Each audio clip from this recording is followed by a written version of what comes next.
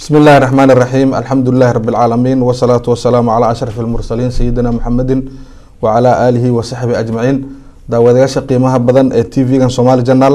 مeel kastoo ka joogtaan dunida dacaladeeda assalaamu calaykum waraxmatullaahi wabarakaatuhu daawadaasha qiimaha badan oo kusoo dhawaada barnaamijkeenii tala wadaag ay idinka iman jiray stuudiyaha Somali Channel ee magaalada London barnaamijkaas oo ahaa barnaamij kolba ka hadla wax bulshada baahideeda mataqaana xaqiijinaya oo faa'iido u leh barnaamijkan maanta waxa mataqaana sharaf u ah oo aad u mataqaana ugu faraxsan yahay ama uu aad u soo dhaweynaya marti qiimo badan oo ummadda Soomaaliyeed qiimo u leh iyo mataqaana kulligeenba ayaa maanta nala joogta stuudiyaha Somali Channel waa Dr. Maryam Qaasim Ahmed oo ah wasiirada horumarinta iyo adeega bulshada ee dawladda federaalka Soomaaliya marka insha Allah wasiirada maanta waxaan la wadaagi doonaa humumta iyo dhibaatada ummadda Soomaaliyeed iyo sida ummadda loogu adeegi lahaa oo adeega meel kasta loo gaarsiin lahaa ayaan maanta la wadaagaynaa taladiina waan dhageysan doonaa oo markii macnaha wasiirada kadib wax yar kadib waan maartay leenka idin furi doonaa insha Allah kusoo dhaw Dr. Maryam sida Somali Channel magaalada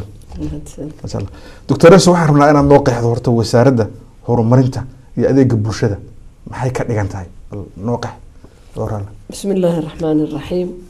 الحمد لله رب العالمين والصلاة والسلام على رسول الله إن وزارة horumarinta iyo adeega bulshada waa wasaarad cusub oo aan horay u jirin waxaana weeye wasaarada la isu geeyay sida aad magac ka dareemi kartid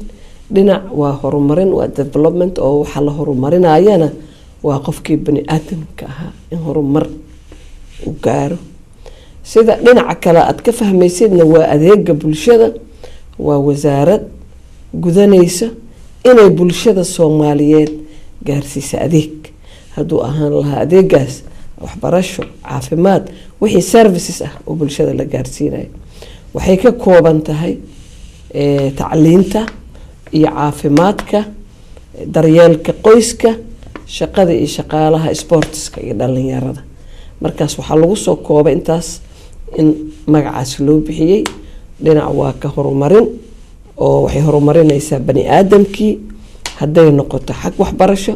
haday noqoto xaq tababar waayo waxa ku jirto wasaaradda la dhihi jiray shaqada iyo shaqaalaha oo wax alla wixii shaqaala ah oo Soomaaliya ka shaqeeya tirakoobkooda iyo horumarintooda iyo mas'uuliyadeeda iyo tababarkoodaba dhinaca kale waa service delivery iyo caafimaadka iyo waxbarashadii marka waxaan filayaa inaan xoogaa yar aan isfahamsiinay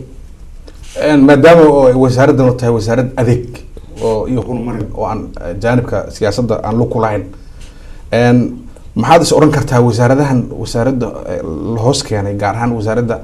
waxbarashada iyo caafimaadku 20 sano la soo dhaafay ama dawladii hore jiray maxay ahayd wasaarad ma tahay yani wasaarad ah sida adduunku u yaqaano oo leh madaaris iyo iskuulo iyadoo ay maamusho ay maal geliso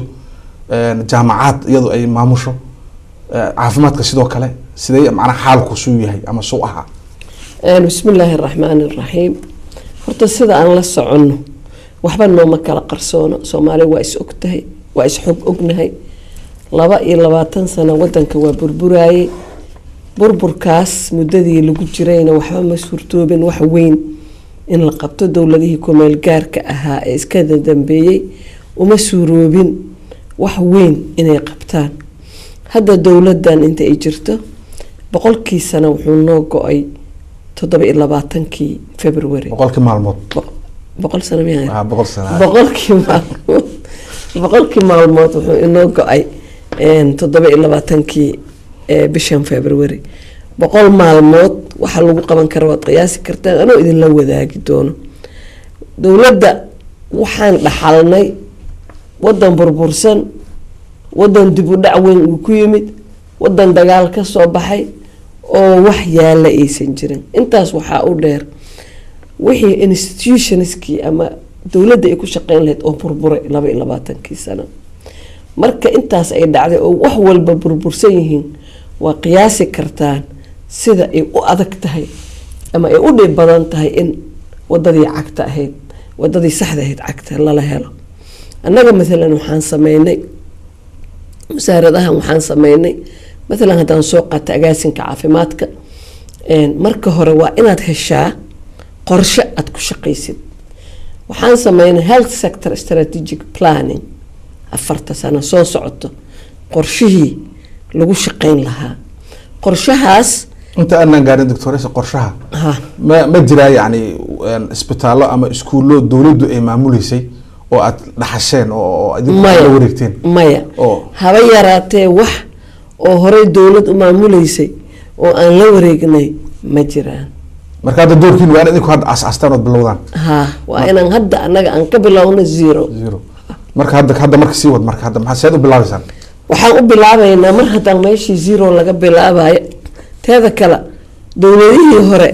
eedba kuma laho marna amniba ma jirin oo amnigii ma jirin oo wax la qaban kara ma jirin waad la socotaan Soomaaliya maraaxilka ay soo martay marka haddayba ugu ronto ku meel gaarkii laga baxay annaga marka inaan wax qabanno made wax ashwaa'i ah kama qabanaysid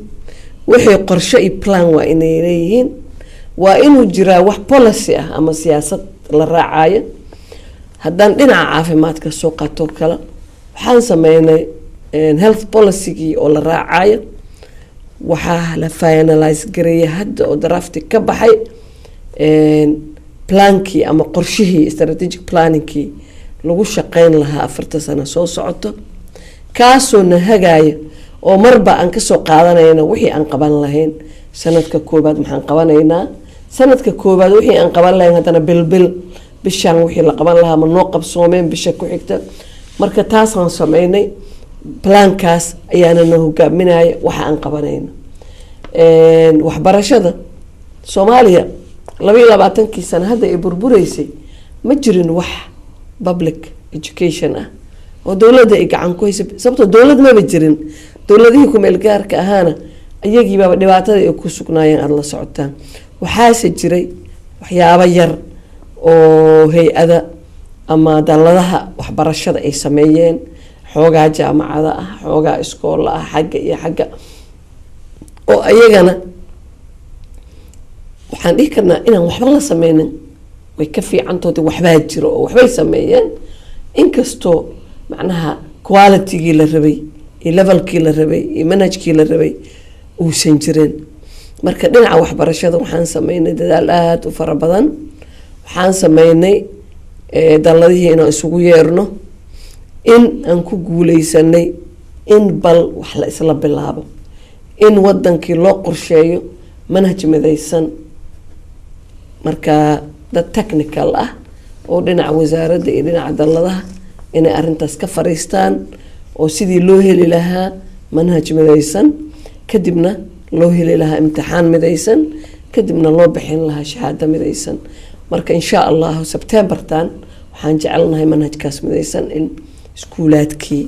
uu maxay ahayd uu ka dhaqan galo waxaa kaloo jirta qorshe aan wadno oo waxbarashada dib u soo nooleynta waxbarashada aan ku magacaabi kara oo ah in ilmaha ugu tira badan youthka dhalinyaro iyo caruur ilaa 1 million 1 milyan oo dhalinyaro iyo caruur ah inay ku soo noqdaan oo la enroll gareeyo iskoolaadka ayagoo iskoolaadkaas qaybo kala leeyihiin waa barnaamij dhan oo qoran qayb primary education ku jirta qayb secondary ku jirta qayb ku jirta vocational training ku jirto marka oo ilaa milyankaas inaan ku soo celino haddii ilaahay idmo aan ku talagalnay sanadkan waa waxyaabaha noo degsan isla markaas tirada aan kor u qaadnay waxaa barbar socota tayada waxbarashada ilmahaas classroomka kusoo laabanay inay helaan waxbarasho tayaysan manhaj ka turjumaya baahida muwaadinka Soomaaliyeed inay helaan oo waxbarashadaas tayaysan macallimiin tayaysan waxaa barbar socdo arrintaas tababarkii macallimiinta waxaa barbar socdo wax kasta oo lagu soo celin lahaa ama lagu soo nooleyn lahaa waxbarashada Soomaaliya waxaan qabanaynaa hadduu ilaahay idma bisha May shirweyne National Education Conference insha Allah oo shirweynahaasoo aan kasoo qeyb gelin doono Soomaalida inta u badan meel kastoo joogaan dalka iyo dibaddaba dadkii waxbarashada kasoo shaqeeyay international community-gana dabcan iyo expertsna waa nagala soo qeyb geli doonaan marka labadan hadda laba qeyb baan kaaga hadlay oo kamid ah micnaha qaybihii la isku daray marka qayb walba ama agaasin walba oo wasaaradan weyn kamid ah waxaan wadnaa shaqo caafimaadka kuma faahfaahinin laakiin waxaan ku iri waxaan ku soconaa qorshahaas marka kolley waxaan ogahay su-aalaha inay ku imaan doonto shaqada iyo shaqaalaha oo kale waxa inta aan shaqadii shaqaalaha gaarin oo waxbarashada manhajka waa midka kaliya ee ummadda badbaadiyo oo wadanka dadka waxa la barayo oo lagu barayo wadanka inay jeclaadaan iyo horumarka wadanka iyo aqoonta iyo afkaarta xaq jira in laga ilaaliyo manhajka meesha ugu daran waay marka hadda ma jira manhaj oo ay dawladii hore sameeyeen oo hadda dhaxasheen oo midaysan waliba ha noqdaba gobol gaar manhaj waxaa jira hadda ilaa klaaska 8aad oo manhaj oo la sameeyay waa jira oo yaala laakiin anaga hadda teamkan technical kan u saarnay inay manaahijta ka shaqeeyaan yani waxaa jira wax la dhaho education policy macnaha policygaas aan u hoggaansamayna macnaha anaga waxaa weeye waxa aan rabno marka teamka waxaasay fulinayaan waxaan rabnaa manhajkaas muxuu yahay manhajkaas waa manhaj soo saaraya qof Soomaali ah qof muslin ah oo Soomaali ah oo wadankiisa jecel oo tacliin fiican bartay oo naftiisa iyo wadankaba wax u qabto marka taas waxaa loo bedelayaa marka hadalkaas shaqaa loo bedelayaa manhajkii asaga ahaa ayaa la sameynayaa marka shaqadii shaqaalaha marka isaga ma tarakoob ma ku samaysan ilaa inta shaqaalaha dawladda u shaqeysa hadda waxaa socdo tarakoob la sameynaya oo ah shaqaalaha rayidka iyo shaqaalaha shirkadaha gaarka loo leeyahay waxaan kaloo qaadnay tallaabo ah oo noo socoto waadna ka dhageysateen bay la tahay idaacadaha golaha wasiirada laga soo saaray dadka ajaanibta ee wadanka soo galay waayo waxaad arkaysaa ruux walba oo ajnabi ah iska joog wadanku shaqo ka haya shaqadu ka hayana ma taqaanid wadamadan aan joogno waad aragtay marka la soo galo qofka asagoo work permit haysanin inuu shaqeyn karin marka hadda immigrationka fiisada markay siinayaan inay ahaato fiisa aan lagu shaqeyn karin qofka markuu shaqo u baahdo inuu wasaaradda shaqadii shaqaalaha imaado inuu iska diiwaan geliyo inuu helo ruqsad oo ku shaqeyn karo shaqadaasoo weliba hadday noqoto qof Soomaali inuu joogo shaqadaas qaban kara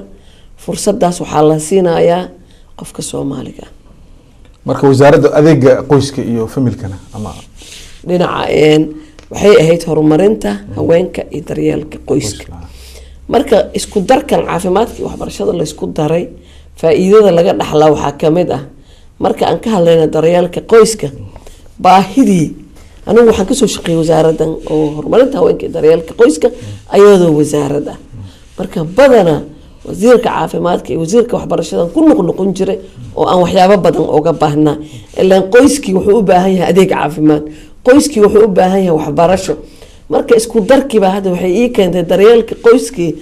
shaqo badan inuusan igu noqoninoo adeegyadii aan gaarsiinayay inay noqoto hal wasaarad horumarinta haweenka iyo daryeelka qoyska inay qayb ka yihiin adeegyadii aan bixinayna oo taasna aada noogu fududeysay oo haweenka Soomaaliyeedna aan aada ugu ammaanahay kaalinta ay ka qaateen horumarka dalka ka jira Dr. Rayso waxaan ognahay markii laga hadlo adduunka yani sida oo adduunka laga ictiraafsan yahay dawladda federaalka iyo xukuumaddiina waa xukuumadda matasha Soomaaliya wadanka Soomaaliya la yiraahdo xuduudiisa dhanka doonaha noqotay marka maadaama oo wasaaraddan ay tahay wasaarad adeeg oo bulshada u adeegaysa adeegana qof kasta uu u baahan yahay oo meel kasta ku nool sidaaba ma taqaanaa rabtaan adeegga inaa u gaarsiisaan ummadda Soomaaliyeed meel kasta joogto bismillaahi raxmaani raxiim horta wasaaraddan waa wasaarad adeeg markaan dhahna waa service delivery shakhsiga meeshuu raba ha ku noolaado meel alla meeshuu raba ha ku noolaado oo Soomaaliya kamid ah adeeg inuu helo waa waajib wasaaradda saaran hadda waxay tahay su-aasha ma helaa mise ma helo waxaan la soconaa dawladda waxay jirtaa 3 bilood waxaan la soconaa awoodeeda nooma kala qarsoono sir kala ma leeyin waxaa la ogyahay dawladda maxay haysaa hadda waxa ay hayso ay gaarsiin karto maxay tahay muwaadiniinteeda ilaa hadda annaga mushaar ma qaadanin shaqaalaha wasaaradaha ka shaqeeya weli ilaa hadda mushaar lama siinin duruuftaas adag ayaan ku shaqaynaynaa anagoo og in laga bixi doono amaa markii laga baxo oo duruufta wanaagsanaata wasaaradda waxaa waajib ku ah qof kastoo soomaaliyeed meeshuu raba soomaaliya kaga nool adeeg inay gaarsiiso marka qof kasta oo Soomaali ah meel kasta uu joogaba isaga u baahan ba adeega ها marka wasaaraddu waxay diyaar u tahay wixii adeeg u baahan Soomaali ah inay adeeg gaarsiiso oo mataqaana la shaqeyso diyaar meeshay joogan ay ku gaarsiiso ay la shaqeyso marka macnaha markii la fiiriyo miisaaniyada wax kastaba saa sheegtay wuxuu u baahan yahay maalgelin buu u baahan yahay marka dawladda miisaaniyadeeda ma wax macaawina iyo dawladda ay ka heshay ku taagan tahay mise gudaha waxa jira wax ka soo galo oo dakhli ah oo wasaaraddan iyo adeegan lagu maalgelin karo oo ama dad canshuur bixiyay ama waxyaalo kale oo soo galay de maadaama hadda bilow ay tahay dawladda waad qiyaasi kartaa muddada ay joogto ilaa hadda wixii ka horeeyay canshuur ma jireen la qaadaay laakiin sharcigii hadda canshuuraha inland revenue-ga waa la baasgareeyay golaha wasiirada marka waa la bilaabi doonaa canshuurta in la qaado marka sideedaba si adeeg loo bixiyo dawladda waa inay canshuur qaadaa waa laba shay oo isla socdo muwaadinka anaga Soomaaliya waxaan wax ku soo baranay aniga markaa iska hadlo ilaa aan ka bilaabay dugsi hoose ilaa jaamacad aan ka baxo waxbarasho free ah wax ku bartay marka adeeg caafimaad oo waxaa jiray free ah si dawladda adeegyadaas ay ku bixiso waa in dhinac kale uu jiraa canshuur in la qaado income waa inuu jiraa marka hadda insha Allah waa la bilaabi doonaa wixii hadda ka horeeyay waad qiyaasi kartaa waxa aan joognaba waa 3 bilood sharciyadii iyo wixii in la dejinayay insha Allah canshuurna waa la qaadi doonaa dhulka Soomaaliya sidaad la socotaan khayraad badan baa ku jira laakiin khayraadkii laftiisii in lala soo baxo waqti ay u baahan tahay waxay u baahan tahay nabadgelyo iyo xasilooni in la helo marka maanta dhibkan lagu jiro waligiis laguma jiri doono waana la heli doona miisaaniyad balaaran Soomaalida waxay ku maamaadaan inna korkiisa biyaha kama hakrado dawladda maanta wax qasnadeeda ku jira muwaadin Soomaaliyeed kama hakranaysa laakiin waxa la gaari doona muwaadin walba meeshiisa insha Allah asagoo adeeg u baahnaa lagu gaarsiiyo hadii macnaha waayahan dambe sida macnaha ognahay bade wadanku burburay laakiin Soomaali badan baa isxil qaanta oo dad ama ganacsatada noqdaan ama dad dibadaha ku nool noqdaan oo nin kasta uu rabo deegaanka uu ku dhashay inuu ama ka dhisho isbitaal ama uu ka dhiso mataqaana school marka say kula tahay hadii wasaaraddu ay arrimaha noocaas oo kala iyadu ay dadka u fudaydiso oo tira wasaaraddu waxay diyaar u tahay deegaan kasta oo school dhisanaya inay waxa ku caawiso waxa hadii la yimaadaan siyaasad noocaas ma jirta oo bismillaahir rahmaanir rahiim waan ba ka hadlay arintaas aad aan uga hadlay sababtoo ah barnaamijkan aan rabno 1 milyan dhalaanka Soomaaliyeed inaan waxbarashada ku soo celino aniga waan ka hadlay media waxaan iri Soomaaliya iska wax u qabso ayaa wax lagu soo dheesay oo aan la soconnaa waxaan rabnaa tuulo walba iyo degmo walba dadkeeda inay iska wax u qabso uga shaqeeyaan oo dawladda taas ay ku taageerto maanta hadduu ruux ii yimaado oo degmadayda waxaan rabaa inaan isbitaal ka dhisa ama inaan female health worker inaan shaqaaleeyo macnaha intii baahidii dawladda inta baahidii shacabka intay ka gaaraysa dawladda inay 100% daboosho waxa loo baahan yahay dadka inay isxilqaamaan waxa loo baahan yahay dadka inay gaarsiiyaan dawladda kala shaqeeyaan howlahaas waa waxaan u baahanahay oo aan rabnaa inay nagala shaqeeyaan hadii iskoolaadka ay noqoto iskoolaadka waxaan rabnaa iska wax qabso in lagu dhiso waxaan rabnaa anaga national service ka soo shaqeynaa oo macallimiin laha macallimiinta maanta aan u baahanahay waa ka badan yihiin Soomaaliya waligeed macallimiinta ay yeelatay iyadoo nabad ah baahidaas waxa lagu dabooli karaa ruux walba tabashir qaadi kara oo Soomaaliya inuu imaado goboladii la aado degmooyinkii la aado inta laga helayo macallimiin teachers training uu socdo oo ruux walba degmo kasta iyo gobol kasta wuxuu ka qaban kara waa waxaan aad u soo dhaweynayna waa waxaan maalin walba ka hadlayna waa waxaan aad u rabno waayo dawladda kaligeed wax ma qaban karto ma lahayaa wax oo tirakoob oo muujinaya hantidii ay lahayd waxbarashada wasaaradda waxbarashada ilahan jirtay ama caafimaadku ilahan jiray Soomaaliya gudaheeda wax oo ilaa hadda tirakoob oo lahayo oo dawladdu ay hayso ma jiraan meelaha ku yaaleen bismillaahir rahmaanir rahiim golaha wasiirada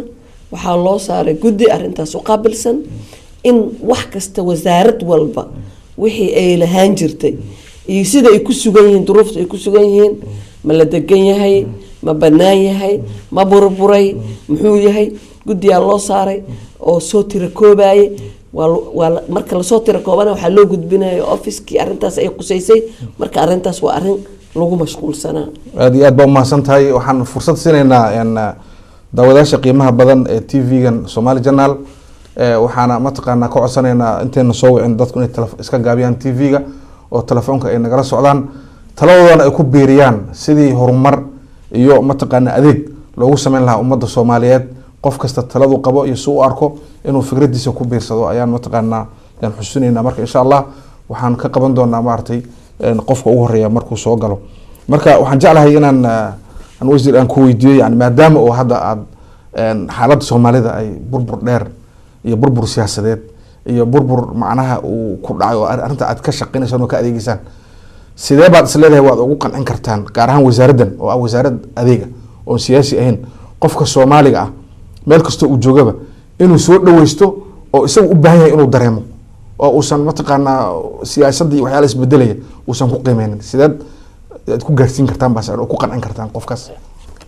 bismillaahi raxmaani raxiim. waxaan rabaa fariin inaan u gudbiyo dadweynaha Soomaaliyeed. dadweynaha Soomaaliyeed waxaan iyaga iskale maadaama iyaga ay leeyihiin oo waxoodii ay tahay micnaha caqliga saliimka ah marka la fakaro golo wasiir oo tiro kooban ah iyo golo barlamaan iyo saddexda hogaamiyo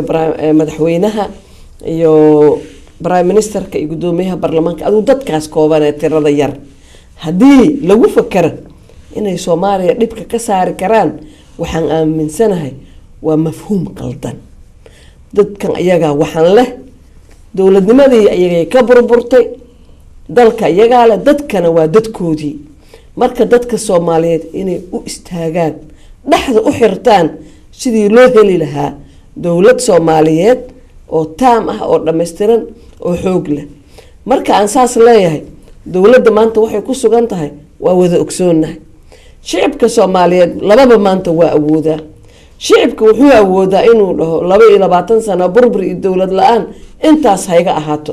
dowladda aan garab istaagno xoog iyo xeelad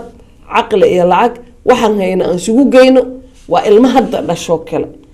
aan dowladii ilmihii hadda dhashay mujulqa ahaa yay la mid tahay aan dowladii dhisno aan garab istaagno shicibka Soomaaliyeed inuu doorkaas qaato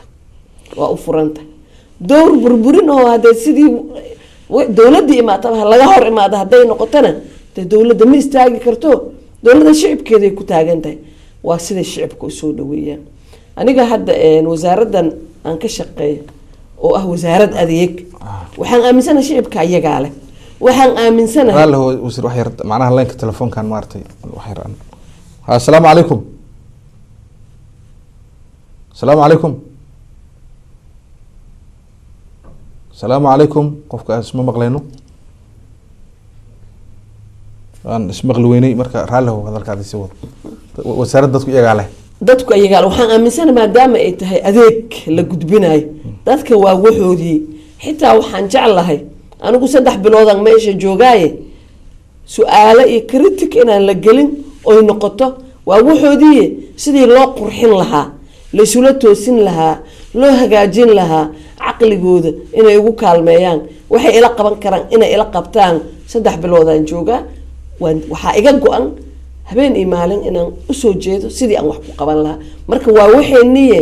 aan wada hagaajisano aan wada dhisno aan horumar wada gaarno. marka macnaha Soomaaliya sideen macnaha ummadeena ugu adeegnaa way su'aasha marka oo dadka dhaxtaala. marka assalaamu calaykum assalaamu calaykum wa calaykum asalaam wa rahmatullah. haa walaalo magaca magacayga waxaa dhawaa Jamaal Ismaaciil waxaan joogaa magaalada Boosaaso. haa walaalo kusoo dhawow barnaamijka maxaad macnaha ku biirin lahayd oo tala ah oo aad mataqaanaa soo jeedin lahayd ama su'aalo oo wasiirada weydiin lahayd? waxaan weydiin lahaa waan salaamaya wasiirada waan salaamaya maamo waan salaamaya maamada barnaamijka dadweynaha barnaamijka waan salaamaya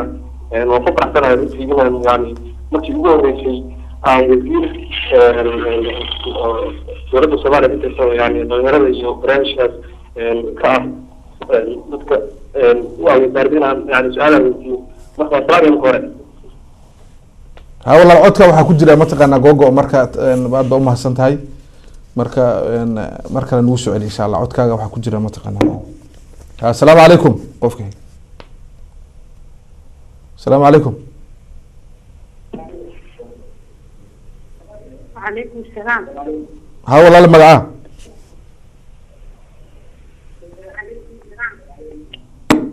tv-ga iska gaabi uu ka go-ay qofkaana waan ismaqli weynay wasiir haddii oo ay mataqaanaa meel kamida degmooyinka soomaaliya ama ay mataqaanaa deegaanada soomaaliya ay dhahaan dhul baan haynaa aan rabnaa in isbitaalna looga dhiso oo wasaaraddu ay noo timaado diyaar ba utihin soomaaliya inaad u tagtaan oo wixii ay aad u gudbin kartaan caalamka xataa u baridaan waxay qabaan in la xaliyo wax alla wixii la qaban karo oo baahida soomaalida lagu dabooli karo oo daryeel ah dowladda waxay diyaar u tahay wax alla wixii la qaban karo inay qabato waxaan rabnaa inaan dadka soomaalidu waxay barteen dowlad inay israaciyaan oo markii dowlad la yidhahdo ama ay la wada dagaalamaan ama ay soo wada dhaweeyaan marka waxaan rabnaa inaan barno inay dowladdu kala qaybsan tahay oo qaybo tahay oo qaybna siyaasad ay noqon karto oo la didi karo ama la isku xagan karo qaybna ayna wax muran bageli karin marka qaybtan adeega bulshada iyo horumarinta bulshada ummadda dhan baa u baahan qof kasta u baahan marka qof kasta inuu saaxiib la noqdo oo u arko inay u adeegayso yaa loo baahan yahay in la gaarsiiyo dadka marka haddii ay dadki gaadhaan oo masala dhacaan dadki inay wasaaradda dhahaan iskuul baan rabaa in loo dhiso in macalimiin naloo waxayo wasaaraddu diyaar ba u tahay sooma arrintaas inay wasaaradda waxay diyaar u tahay wax walbo oo dadkeeda laan wasaaraddan waa wasaarad adeeg siyaasad kuma xirna waxba kuma xirna waa muwaadinka soomaaliyeed meeshuu raba ha jooga adeeg in la gaarsiiyo anigu waxyaabaha aan ku arkay dowladaha horumaray iyo wadamadan horumaray waxaa kamid ah mar aan maraayay dalka turkiga waxaa arkaa isbitaallo waxaa lagu leeyahay nin hebel taajirkii hebel aa dhisay waana isbitaal public ah oo dowladda ay rangaranaysa iskool aan aad ula tacajubay waxaa lagu yiri dhulkan gabaraa ku tabarucday marka xataa dadkeena inay bartaan waxaan caruurtiisiya iskoolkan wax ku dhiganaysa ummadiisiya lagu daryeelayaa dadkan inay bartaan inay ka qayb qaataan dowlad kaligeed inayna wax sameynayninoo inay bartaan waxa ah inay dowladdii wax la dhisaan ilaa waxaan waa adeeg dadkaaga ka faa'iideysana waxaan wax siyaasad ku jira ma aha haddaad isbitaal dhistid haddaad iskool dhistid haddaad macalimiin aad dhahdo mushaarkoodan bixini waxa aan fidinayno waa adeegna siyaasad ma galo waa muwaadinka soomaaliyeed ka faa'iideysanayo inta badan markii ummadda soomaaliyeed la rabo in asalaamu calaykum calaykum asalaam waraxmatullah waxaan kasoo wacayaa eebamahan magaca walaalow waxaan salaamayaa wasiirada maryan qaasim axmed iyo barnaamij iyo adiga laftaadaba su-aal baan rabaa inaan weydiiyo wasiirada waxaan weydiin lahaa wasiirada hadda waxay lahayd dowladda waa dowlad cusub oo hadda dhalatay oo aada maaragtay u tabaryar misaal waxay qaadatay ilmaha oo kale waa sax runtiina waxa weyaan 3 bilood dadaalkay hayso oo ka muuqda banaanka aad buu maaragtay uga badan yahay marka combeer loo sameeyo wasaaradaha kale qaarkood marka horta taa ugu mahadnaqay saashada waxay ahayd marka dowladda maadaama ay cusub tahay resourcekuna yar yahay baahiduna badan tahay wadankiina ayna maaragtay kulligiisa maaragtay wadatay karin oo una ahayn maaragtay wax isku xiran seebaad rabtaa inaad u xaliso waa maxay barnaamijkaaga aad rabto inaad ku gaarsiiso adeegaaga ummadoo dhan aad mas-uul ka wada tahay waa mahadsan tahay markalena waxaan leeyahay wasiiradda runtii waxaa tahay qof aan ku yeeri karno qofka ugu wanaagsan oo aan aragno oo bulshada u shaqeynaya inay ku gaarsiin kartaa raalli adoo ku jiro aan leen ka bixin adigoo mataqaana u fudaydinaya jawaabta wasiiradda sidee baad is odhan kartaa adeega oo lagu gaarsiin karaa soomaaliya oo dhan adiga bal tala ka dhiibo waxaan oran karaa wasiiraddu ama wasiirku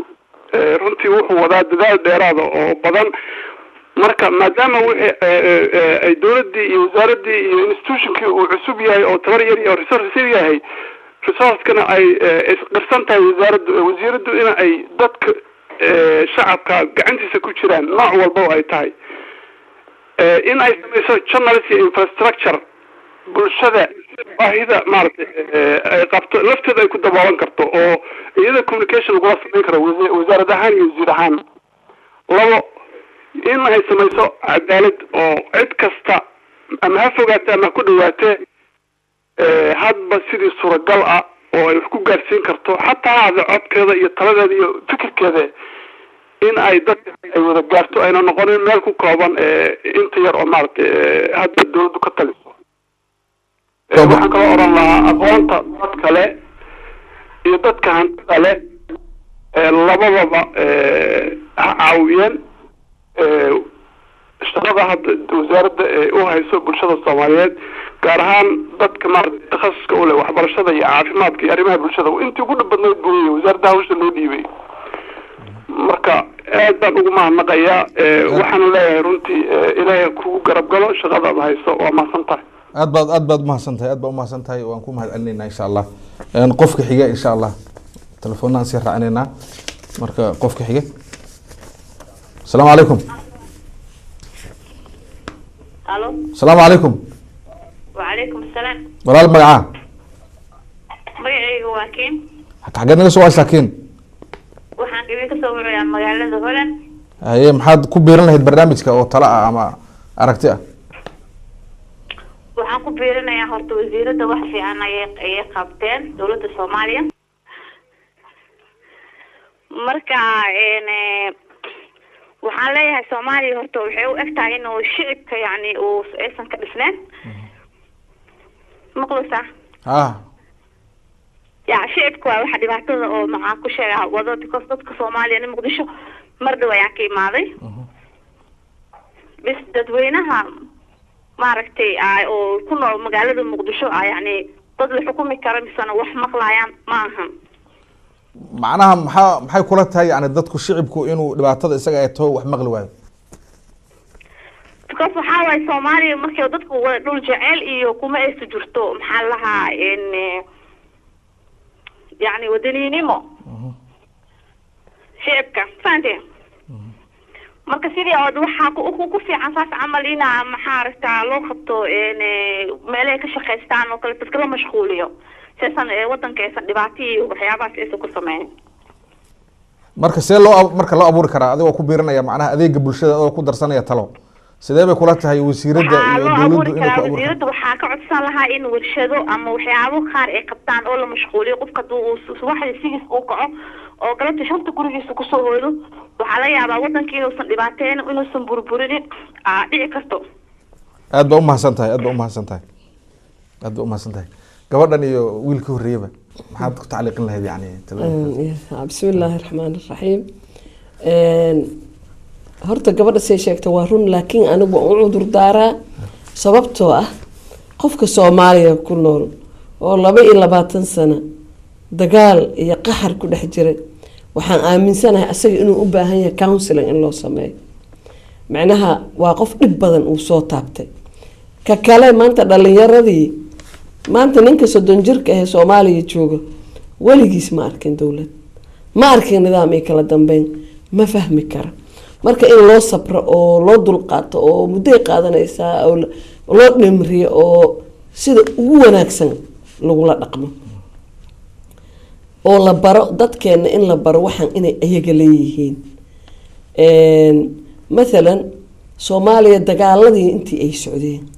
ilaa iyo hadda waxaan aaminsanahay xalayna waa ka sheegay xafladii hadii maanta laba beel oo beelaha Soomaalida isku dhacaan oo dib dhaca isla markii waa waray tol beelay markii la dhaho lacagaha accountiga ku jira waa laga bixina waa dadkaas lacagta isku dilayaan ayaga ma haystaan Soomaaliya ma taalo isla markii waa loo dirayaa lacagtaas. marka waxa marar badan waxaan ka fakaray kaligay qofka Soomaaliga waa u sahlan tahay lacag naf lagu goyn kara ama wax lagu burburin kara inuu bixiyo waa oga fududahay lacag wax lagu dhisi kara inuu bixiyo kan isla asagii hadda markii tolbeel reebel iyo ishaya bixinay lacagta hadii la dhaho war gabadhii hebla ahayd way umul raacday meeshii ma leh daryeel caafimaad aan sameeyno gabdho umulisayaal intaan train kareyna bishii $200 aan u qorno 2 gabdhood deegaanka dumarka daryeelaan qof kasta uu ka cudur daaranaya. marka taasna waa calool xumo waana wax jira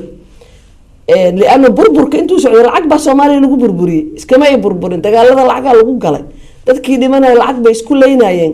aniga Soomaalida waxaan ka codsanayaa intaas ka faara gud ilaahay loo soo noqdo burburka lacagtii looga qayb qaatay lacag la eg dhisida in looga qayb qaato in isbitaaladii la habeeyo qofka tuulada ku xigta markay isku dhacaan lacagta hubka lagu gadaa intuu bixin lahaa tuuladiisa ha u qoro community health worker wuxuu badbaadin karaa ilmaha u dhimanayo shubanka ayuu badbaadin karaa marka wacyigeena intaan saas u bedelno lacagta burburinta aan ku bixinayna intaan joojino dhisid intaan ku bixino haddaan wacyigaas qaadano oo markay laba beel oo Soomaaliyeed isku dhacaan sida Ilaahay Quraankiisa noogu sheegay laba group oo walaalo ah muuminiin ah isku dhaceen waa bini aadan qof kasta inuu gala islaax iyo in la maslaxeeyo hada wixii la isku diray waa resources oo yar biyihii iyo wixii in bal resourceski lacagtan la leeyahay hubka ku gato isku laaya resources in lagu siiyo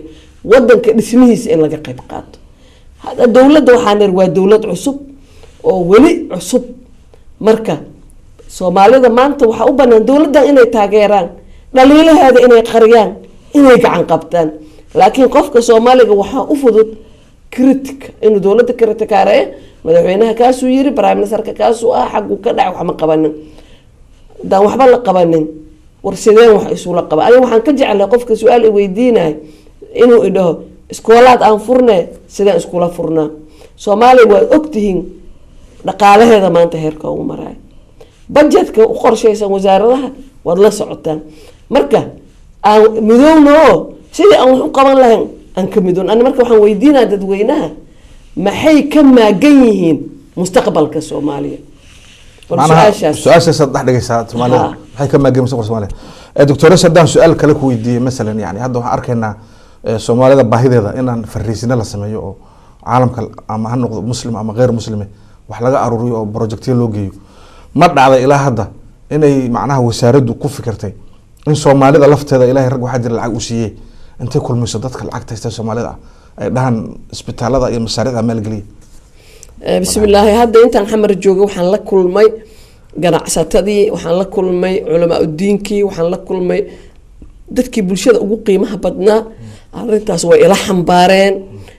rugta ganacsiga raggii ka socday waxay dhaheen arintaas inay ila xambaareen culamaa diinkii waxay dhaheen arintaas waa kula xambaarnay inaan meel walba galno hadda intii aan ku sugnaa wadankan Ingiriiska meel walba aan ka hadla arintaas aan u soo bandhigayay waxaan helay dadkii ugu badnaa inay idhahayaan inay diyaar u yihiin marka waa ku celcelinaya annaga wadanka duminaysan u dhisi lahayn in laga qayb qaato yaan rabnaa waxaan rabnaa wasaaradda haday wixii wasaaradda soo maraan coordination aan sameyn karnaa hadda waxaad heli kartaa 1 kilometer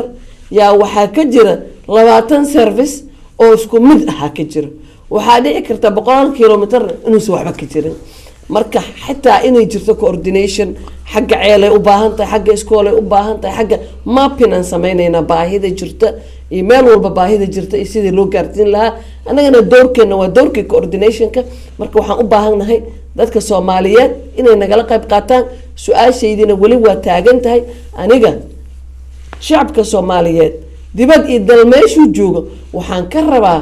Soomaaliya sidee u eg ayuu rabaa inuu arko muxuu rabaa Soomaaliya uu asaga ku fakarayo oo visionkiisa ah waa mid sidee u eg taasna sidee lagu gaari karaa muxuuna ka maagan yahay mustaqbalka Soomaaliya marka waxaan rabnaa su'aashaas wasiiradu ay ummadda Soomaaliyeed weydiisay inay ka jawaabaan dawadayaasha qiimaha badan marka salaamu calaykum alaykum asalaam wa rahma ha walaal magaca walaal wasiirada wala hadli karaa ha walaal hadli kartaa magaca walaalay waxa la yahay Faadumo deegaanka ma jooga ha Faadumo sooda macnaha taladaada iyo aragtidaada sooda iyo su'aashaada marka oo khadkan ku jira walaal ha walaal hada ku maqlaysaa wasiiradu ha hay hadal hello السلام عليكم عليكم السلام ورحمة أنا وسيرة يندني وأنا بكرة مرات كورة هذا لا يدمك كديرو هذا حنا محتاج واد ورا اللي هاي بالآخر طلع ردت كان هذا الدبال إسكان يدان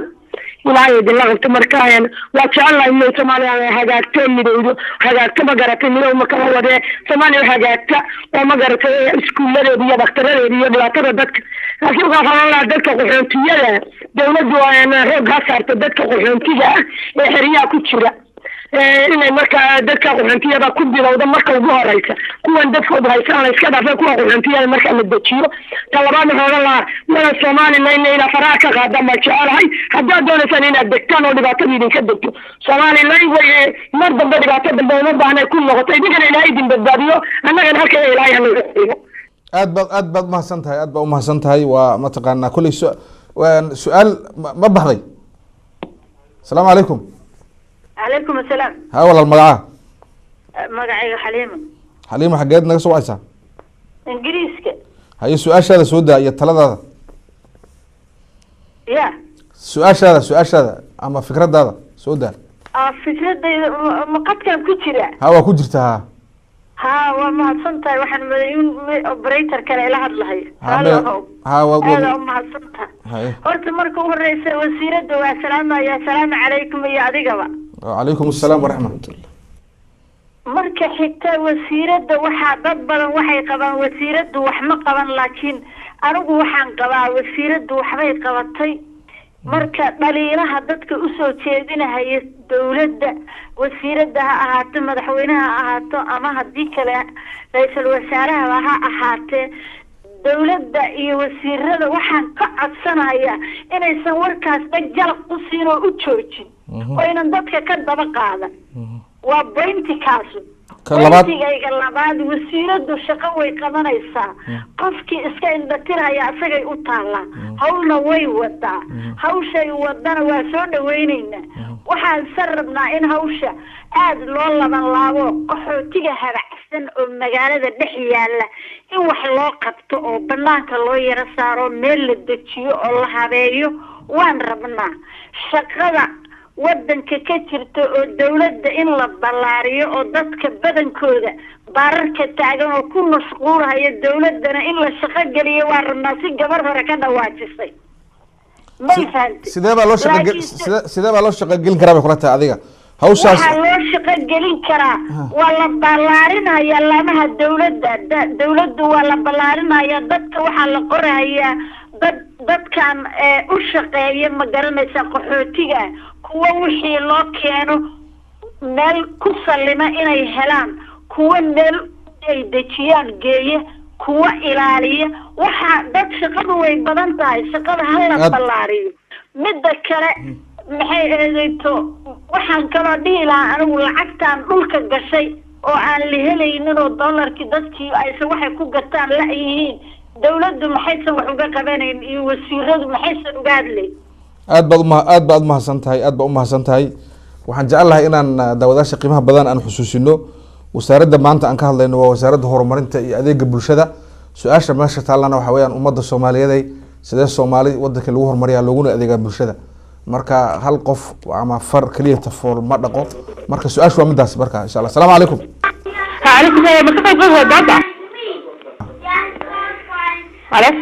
TV iska gaabi adoo raalli ah magacaaga sheeg السلام عليكم ولا وحنا حيانوه قبل الصومالي لنا بنحي مقلسا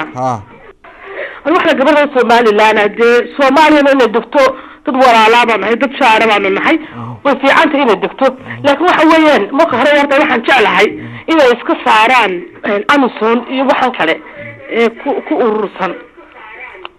marka say kula tahay in lagu horumarin karo adeega bulshada adoo raali ah yani السلام عليكم السلام عليكم وعليكم السلام ورحمة ها ولا له بقى محمد بن سعيد ونيروبي كسوهد معي وزير على السلام يدور بدن وحنا وزير البقاء اللي وناك عصب ما مدري شيء صلى الله صدر ما aad baa u mahadsan tahay waa ka go'ay qofkaasna waa ismaqli weynay كلي معناها والمغلس دتك معناها قاركو تعليقودي marka waxaan ka hadlaynaa waa adeega bulshada iyo horumarintooda marka adigoo ma taqaana fursadan hadda ka faa'iideysanay hadda aan joogno ama dadka talooyinkoodii maxaan kula talin lahayd ummadda Soomaaliyeed meel kastoo joogaanba iyaga u baahan adeegi marka si adeega u helaan maxaa looga baahan yahay inay la yimaadaan bismillaahi raxmaan raxiim ummadda soomaaliyeed ayaga adeega u baahan inay adeegaas helaan waa inay horta diyaar u noqdaan ummadda soomaaliyeed canshuurtii inay bixiyaan canshuurta tujaarta soomaaliya maanta hadday canshuurta sax u bixiyaan waxay ila tahay xataa lagama hadleen waayo annaga waagaan joogna canshuurtaasa adeegyada lagu qaban jiray waxaan kaloo ummadda soomaaliyeed meel walba oo ay ku nooshahay aan kula talin lahaa oo maantana ay tahay fariinta aan u gudbinaya waxaan waa adeeg loo baahan yahay in bulshadii la gaarsiiya adeegna siyaasad kuma xirno ruux walba inuu kaalintiisa ka qaato hadday noqon lahayd xagga ragga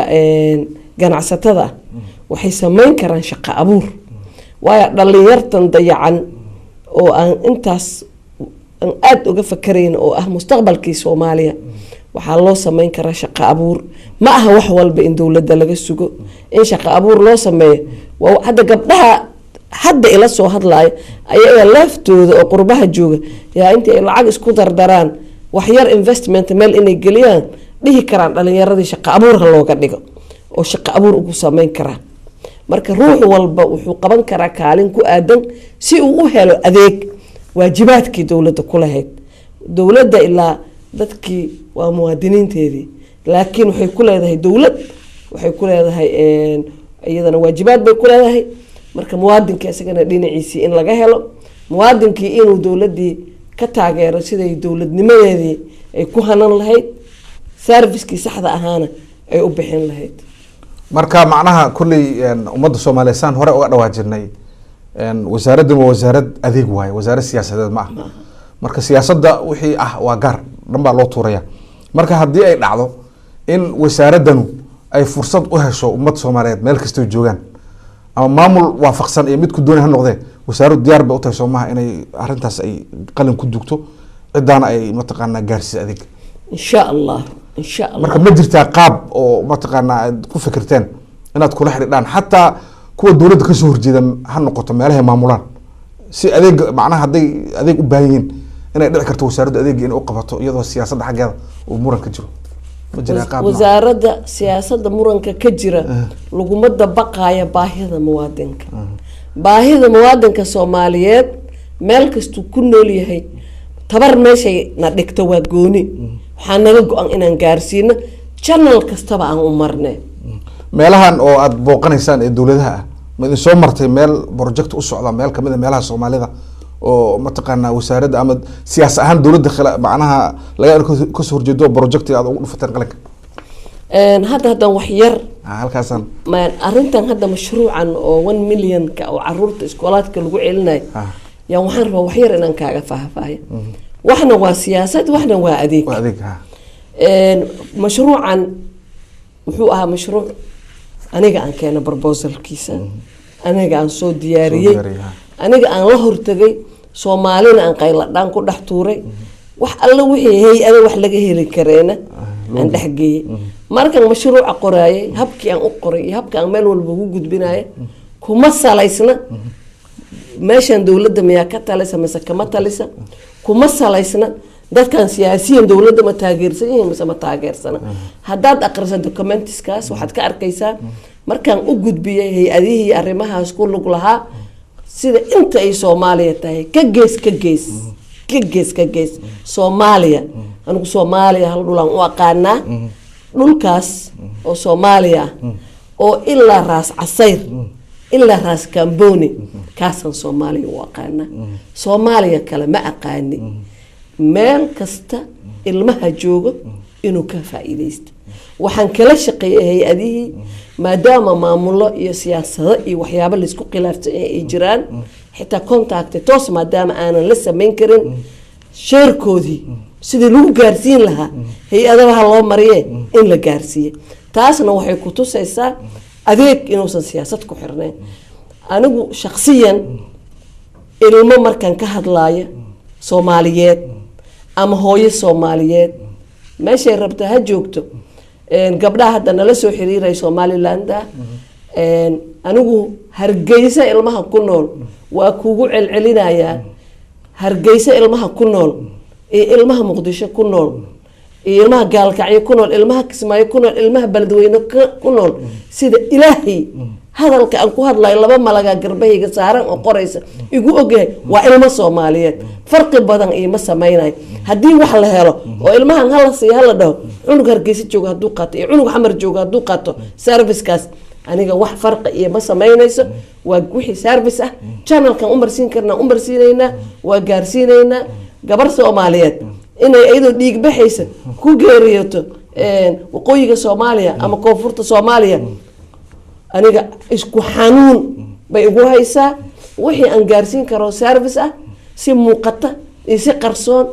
sidaan ku gaarsiin karo inaan gaarsiiyo laana waxna waa service waxna waa siyaasad taas inaan kala fahmno aad iyo aad baa u mahadsantahay waxaan siinaynaa dhowr qof aan siinaynaa fursad intaan barnaamijka macnaha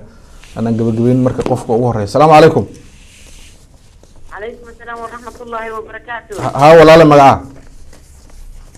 ولا لو حد يقدر حاول قد أستراليا كان هلا. هاي حاول حاجة سوا عيسى.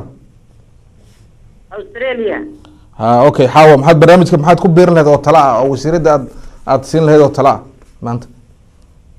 أرت ولا لو حد سلام ولسه قد بنيا ولا شيء.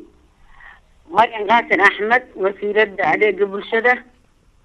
مريم waxaan leeyahay Maryan ay hool weyn baad haysaa waxaad u guntata ummadda Soomaaliyeed ma aha kaliya ummadda Soomaaliyeed inaad u guntantay waxaad kor u qaaday sharafka gabdhaha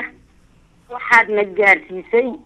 heer caalamka aan dhihi karno gabar Soomaaliyeed waa Maryan Qaasim Axmed aad baad u mahadsan tahay waxaan ka codsanayaa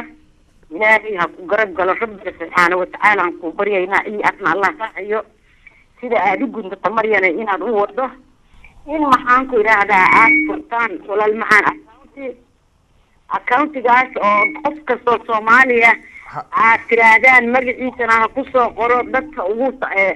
بعلق قصة وهو الرجال عاد محانكم إلى ترادي ولبا يعني نسجارها اللي يجي سمعنا يا أولو ترتمى حاو أدور رالي ما دام أستراليا أنا قصة وعيسو في أستراليا هدات تهين محد أو طلق سنين أديك أمة الصومالية دي برشدة يهرمرين تدا أتكاقيب قادتان كأستراليا أهان مجرى قرشون نوعاسا ومتقانا horta walaalow anaga waana la hagraday walaalow waana la hagraday jannaladii ma haysano maxaan ku radaa tilbisoonadina lama joogaan horta halkaas waa ka liidanaa maxaan ku radaa waxaan rabnaa horta in naloo soo diray maxaan ku radaa tilbisoonada tilbisoonka Soomaaliya naloo kaleeto aad baan u jecelnahay in horta aad xarun ka furataan markaas anaga laftirkeena waxaan helnaa meel aan mataqaanaa warkiisa codku waa daciifay aan ku maqlaa aad ba u mahadsantahay waxaan ka qabanaa qofka ugu dambeeya insha Allah qofka ugu dambeeyay ayaan fursad siinayna insha Allah qofka ugu dambeeyay barnaamijka assalaamu calaykum assalaamu calaykum calaykum assalaam wa rahma والله كلين ما كسر له نرويج السلام يا هذه وسيرته وحنا والله سؤال دنا ويدي وسيرته هاي سؤال كوبات سؤال كوبات waxay tahay wasiirada waxay tiri macnaha dadka Soomaaliyeed oo qurbaha jooga waxay dadka wax u qabtaan waxaan diyaar u nahay inaan dalka wax u qabanno meel wax lagu hagaajiyo iyo akoon ay mataqaanaa wasaaradda